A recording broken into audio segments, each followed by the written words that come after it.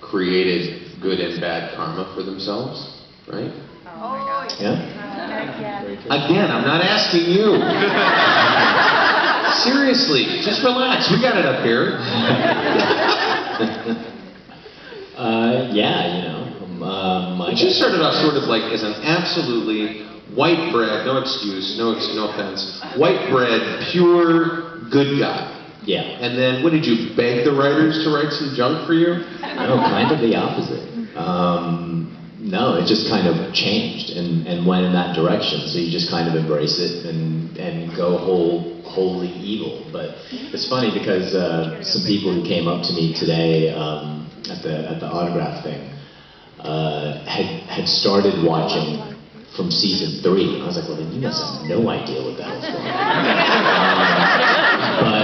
But they were actually more into it because they didn't realize how much the characters had changed from seasons 1 and 2. They had no idea.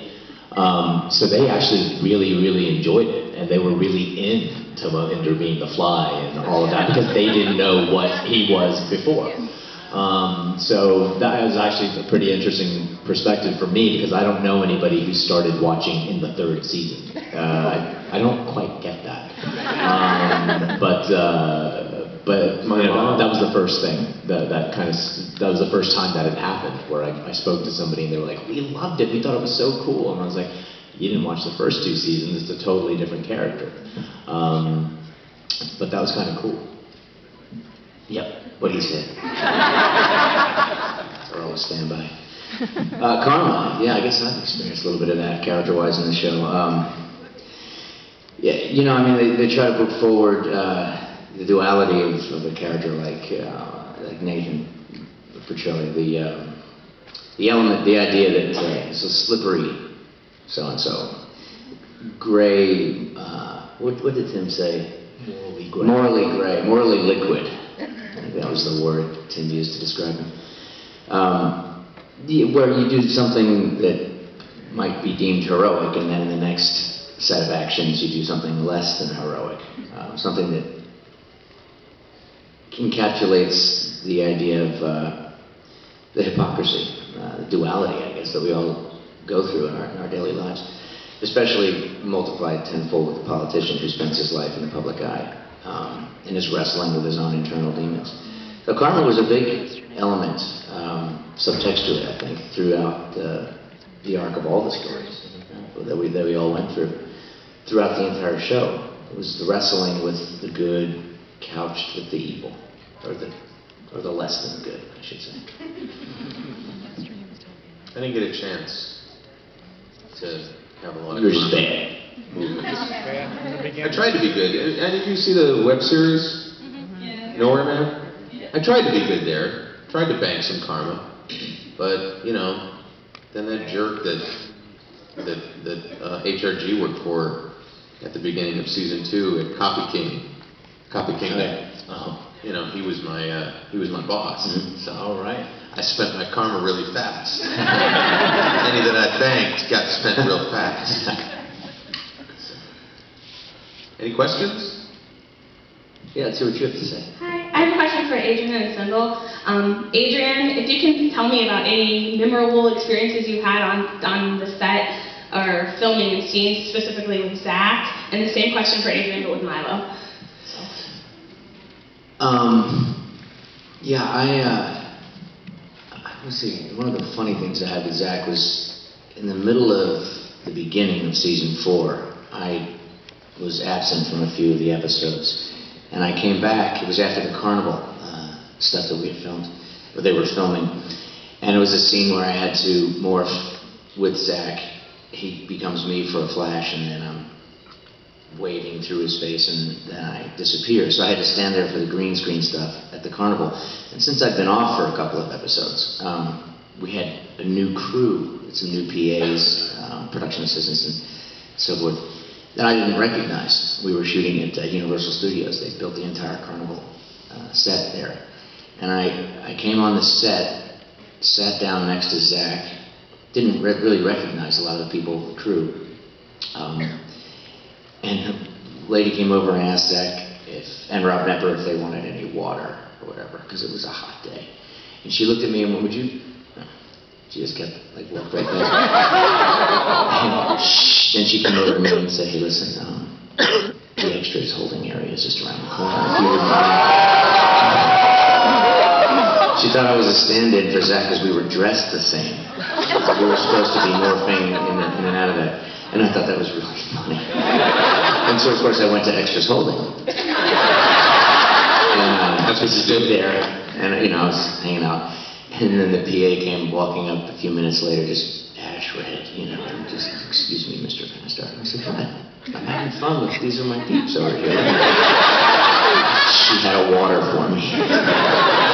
It's just funny, the expectations. And there's always the totem pole of behavior in the movie business, and I make a pretty concerted effort to treat everybody the same. But as they say, bad karma rolls downhill, and people tend to generally, if they get, there's one rule in the movie business: you never yell up. No.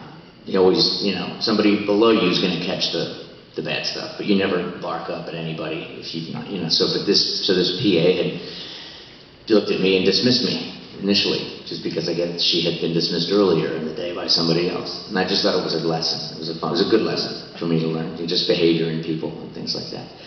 That was my Zach interesting moment. I've had lots of them with Zach. One of the first ones was I had to speak like him in one of the episodes. So I had him record into my iPod all the dialogue, and I would just listen to it.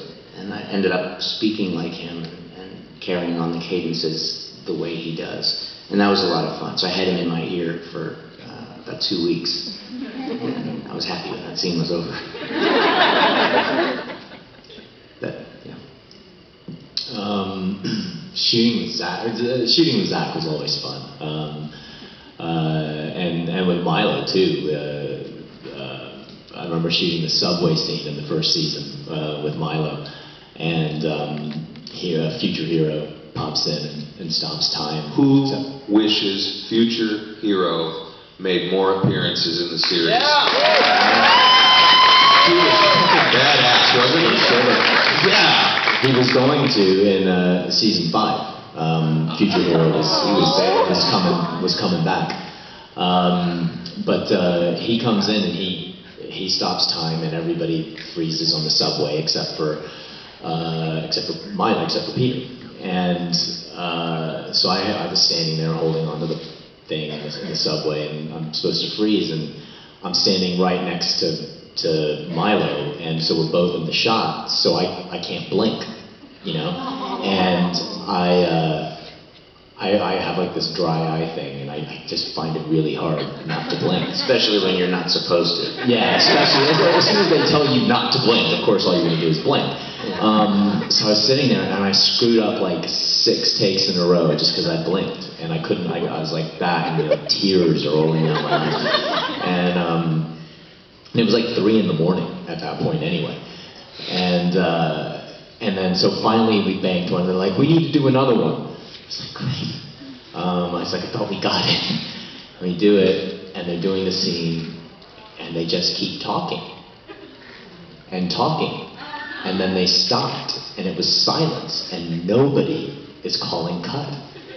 And I just, tears are coming down my eyes. I'm like Malcolm McDowell, Clockwork Orange, like I need my eyes kept open. And they were just fucking with me.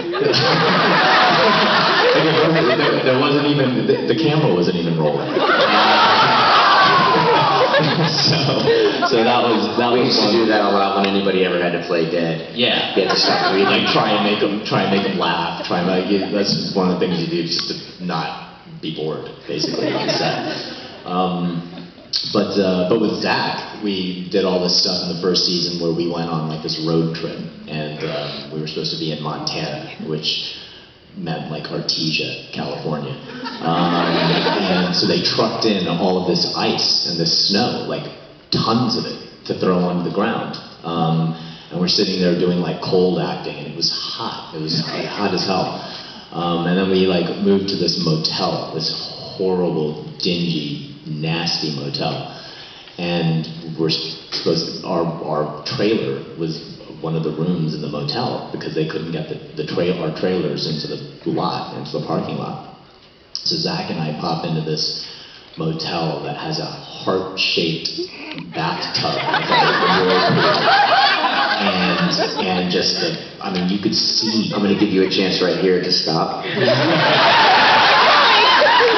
mean, the carpet was alive. It was like crawling. And it wasn't shag, it was pile that it looked like shag. It was so nasty. There were many diseases going on in that motel. And so Zach and I stood outside the whole time. We didn't go into the motel. We stood in the parking lot of this motel for like 12 hours, like doing our scenes, and in between each take we just stand and like play with the fake snow. But no, we had a good time. We had a really good time working together. I wish that there was that there had been more of the Mohinder and Siler moments. I also remember in season 2 where Zach turns around and he shoots Danya in this scene, and Zach does this thing when he can't not do the sound effect. It's just like in his head. So he's pointing the gun and he's like. And so he was doing that in rehearsals, and I was like, okay, yeah, I get it, because you need to know when to react, so Danya can fall down and all the rest of it. But then during the takes, he couldn't stop doing the sound. So I think he may have gotten it, finally, or they may have actually on that shot just like had the gun in frame and not Zach's mouth, because he was probably doing the sound effect. But yeah, no, we had a good time. Who's up?